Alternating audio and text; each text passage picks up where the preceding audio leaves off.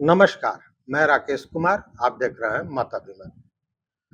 अभी रात के 9 बजे हैं, देखिए, और शिक्षा विभाग के कार्यालय खुले हुए हैं। तो इसमें आश्चर्य की बात नहीं है, इसलिए कि अब ये शिक्षा विभाग का कार्यालय संध्या 6 बजे से सुबह के 6 बजे तक खुला रहता है।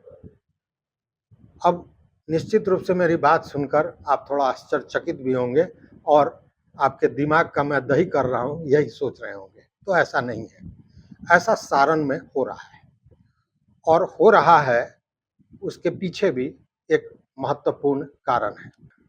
एक्चुअली आपको याद होगा कि अभी ई शिक्षा कोष पोर्टल जो है उस पर नामांकन बच्चों का उसी से होना है, या यूं कहें कि बच्चों के सारे जानकारी आधार के साथ ई शिक्षा कोष पोर्टल पर लिखना है।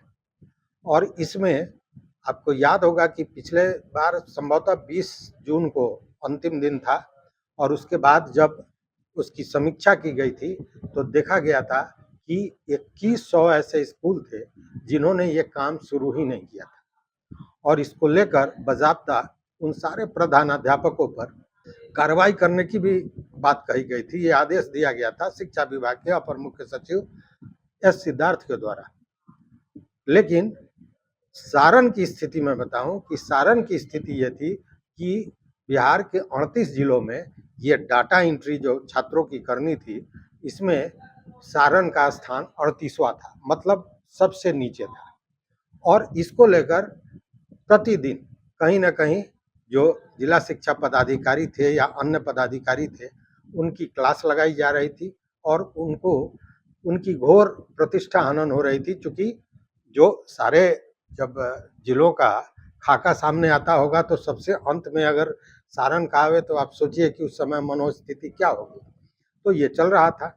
अब इनके रात की नींद हराम हो गई थी, रात में सो नहीं पा रहे थे ये पदाधिकारीगण। तो इन्होंने सोचा, और सोचा नहीं बजाबता इसको लेकर जो डीईओ हैं विद्यानंद ठाकुर, उन्होंने कहा कि अगर मैं रात में नहीं सोऊंगा तो आपको भी नहीं सोने दूंगा। और तब उन्होंने सारे जो कार्यालय हैं उनको कहा कि अब आप संध्या 6 बजे से सुबह के 6 बजे तक काम करेंगे, और उन्होंने काम कराना शुरू कर दिया है। अब सारण के जितने भी कार्यालय हैं शिक्षा विभाग के, वो रात में खुल रहे हैं और डाटा एंट्री का काम हो रहा है। रात के 6 बजे 7 बजे के बाद किसी भी समय डीओ खुद जाते हैं, प्रखंडों का जो बीआरसी है वहाँ पहुँचते हैं, वहाँ जाते हैं, काम कराते हैं। कई जगह ऐसा होता है जहाँ वो बैठ के काम करा रहे हैं। अब इसके चलते कुछ परेशानियां भी हो रही हैं, मतलब कि डीओ द्वारा जो ये काम कराया गया, इसमें जो तेजी लाई गई डाटा एंट्री में, तो आपके जान के आश्चर्य होगा कि मात्र कुछ दिन में ही जो स्थान 38वां था सारण का, वो 10 पायदान छलांग मार गया और अब आज के दिन में उसकी स्थिति 28वें स्थान पर है। मतलब कि अगर हम ये कहें कि उसी कार्यालय और उसी लोगों द्वारा, कर्मियों द्वारा अब जब डाटा एंट्री कराई जा रही है तो मात्र 2-4 दिनों में ही स्थिति 38 से 28 पर आ गई। मतलब कि कहीं ना कहीं कर्तव्यहीनता की भाव रही होगी या काम को टालने की भाव रही होगी, जिसके चलते ये डाटा एंट्री नहीं हो रहा था। अब ये डीओ महोदय की इसमें बड़ी सराहना हो रही है, तो सराहना भी हो रही है और एक तरह से कहें तो कर्मियों की प्रताड़ना भी हो रही है। प्रताड़ना इसलिए कि उनके घर के लोग परेशान हैं कि रात रात भर अब काम करना पड़ रहा है। लेकिन ये बहुत लंबा तो चलने वाला नहीं है, जानी हुई बात है। लेकिन ये जरूर दर्शाता है कि अगर आप काम सही ढंग से किए होते तो निश्चित रूप से ऐसी स्थिति नहीं बनती।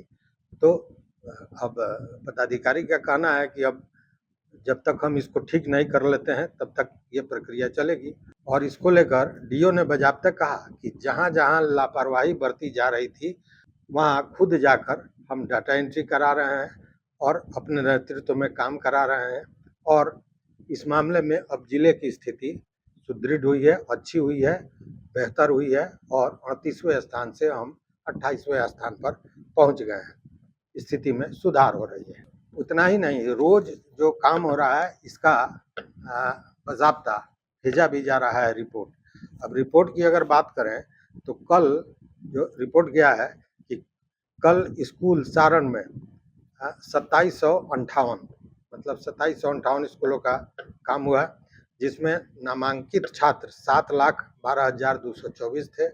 आधार कलेक्शन जो किया गया था वो था 3,42,282, जो जितना हमको आधार लेना है उसका 48% था, और आधार जोड़ा गया जो वो था 3,10,128, और ये था आधार जो जोड़ना है उसका 44%। तो कहने का मतलब है कि जब ये दृढ़ निश्चय हो जाता है कि काम कराना ही है और काम करना ही है, क्योंकि काम तो उन्हीं को करना है, तो एक इस तरह का जो हार्श डिसीजन है, एक कड़ा निर्णय है, उस निर्णय को लेकर अब ये पदाधिकारी काम कर रहे हैं। हालांकि इसकी कहीं सराहना हो रही है तो कहीं इसे प्रताड़ना बताया जा रहा है। अब समझने वाली बात है कि आखिर इस तरह का डिसीजन डीईओ को क्यों लेना पड़ा। कहीं ना कहीं तो कुछ मजबूरियां रही होंगी। तो इस वीडियो में बस इतना ही। देखते रहिए मत अभिमत। मित्रों, चैनल पर नए हो तो निश्चित रूप से सब्सक्राइब कीजिए, लाइक कीजिए, दोस्तों के साथ शेयर कीजिए और अपना विचार जरूर दीजिए।